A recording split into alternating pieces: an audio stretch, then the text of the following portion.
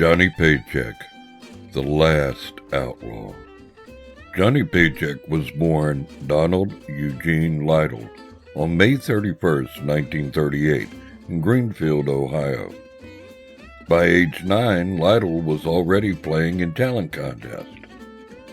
His big break came in the 1960s when he convinced country music legend George Jones to hire him.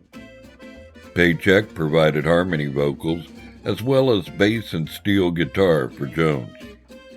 He later co-wrote Jones' hit song, Once You've Had the Best.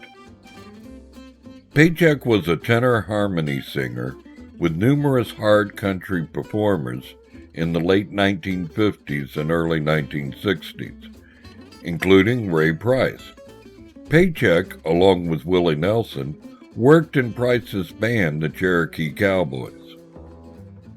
He is featured as a tenor singer on recordings by Faron Young, Roger Miller, and Skeets McDonald. In 1960, he reached top 35 status in Cashbox Magazine's country charts as Donny Young with the tune Miracle of Love.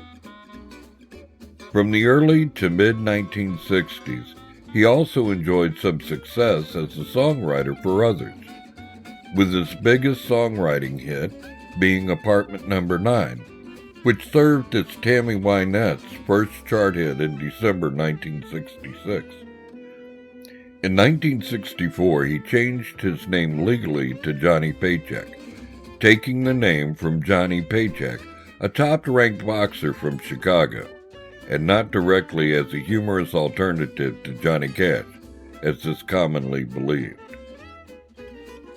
He first charted under his new name with A11 in 1965.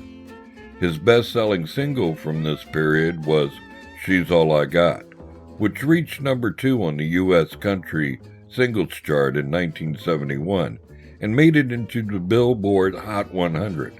His Mr. Lovemaker also reached number 2 on the U.S. Country Singles Chart in 1973. But with the popularity of Willie Nelson and Waylon Jennings in the mid-1970s, Paycheck changed his image to that of Outlaw, with which he was to have his largest financial success.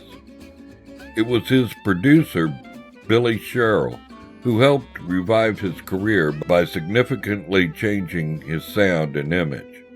Sherrill was best known for carefully choreographing his records and infusing them with considerable pop feel. The Paycheck records were clearly based on Sherrill's take on the bands backing Waylon Jennings and Willie Nelson on records. Paycheck is best remembered for his 1977 hit single, Take This Job and Shove It, written by David Allan Coe. The song sold over 2 million copies and inspired a motion picture of the same name. Colorado Kool-Aid, Me and the IRS, Friends, Lovers, Wives, Slide Off of Your Satin Sheets, and I'm the Only Hell My Mama Ever Raised, which actually is one of my personal favorites, were other hits for Paycheck during this period. He received an Academy of Country Music Career Achievement Award in 1977. He stated, "To me, an outlaw is a man that did things his own way, whether you like him or not. I did things my own way." In 1981, Paycheck was arrested for statutory rape of a 12-year-old girl in Wyoming. In 1982, he pleaded down to a misdemeanor and was fined over the sexual assault charge. In December 1985, Paycheck was convicted and sentenced to 7 years in jail for shooting a man at the North High Lounge in Hillsboro, Ohio. He fired a .22 pistol, and the bullet grazed the man's head. Paycheck claimed the act was in self-defense. After several years spent fighting the sentence, he began serving his sentence. In 1989, spending 22 months in prison before being pardoned by Ohio Governor Richard Celeste. He stated, I heard from fans constantly throughout the entire 2 years. The letters never stopped, from throughout the world. I looked forward to mail call every day. The most successful of his later singles released during his appeal was Old Violin, which reached number 21 on the country charts in 1986. His last album to chart was Modern Times in 1987. He continued to release albums, the last of which, Remembering, appeared in 2002.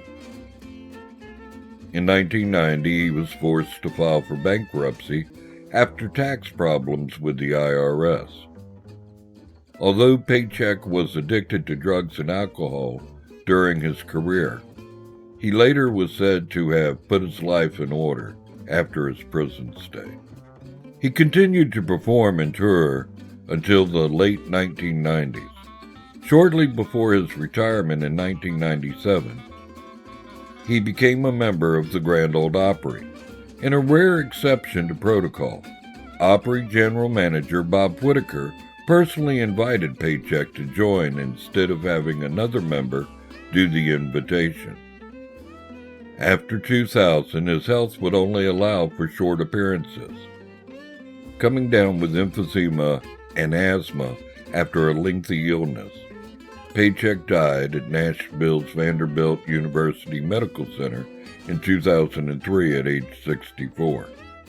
He was buried in Woodlawn Memorial Park Cemetery in Nashville, in a plot donated by George Jones. He is survived by his wife Sharon Ray Paycheck and son Jonathan Paycheck.